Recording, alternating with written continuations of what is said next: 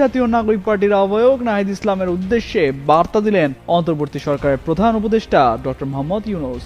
শনিবার এক বার্তায় নাহিদ ইসলামের উদ্দেশ্যে প্রধান উপদেষ্টা বলেন, ত্রয়োদশ জাতীয় সংসদ নির্বাচনে আপনার নেতৃত্বে এনসিপি যে সাহস, দৃঢ়তা ও আত্মবিশ্বাসের সঙ্গে অংশগ্রহণ করেছে তা বাংলাদেশের গণতান্ত্রিক ইতিহাসে একটি তাৎপর্যপূর্ণ অধ্যায় হিসেবে চিহ্নিত হয়ে থাকবে।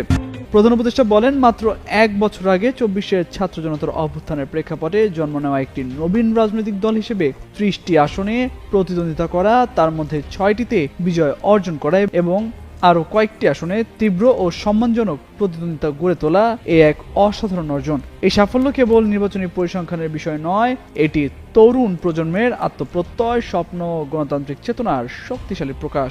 তিনি বলেন, ২৪-এর সেই উত্তাল দিনগুলোর কথা আজও স্মৃতিতে অম্লান। আপনার নেতৃত্ব, সাহসিকতা ও অদম্য মনোবল সেই আন্দোলনকে সুশৃঙ্খল ও লক্ষ্যভিমুখী করে তুলেছিল।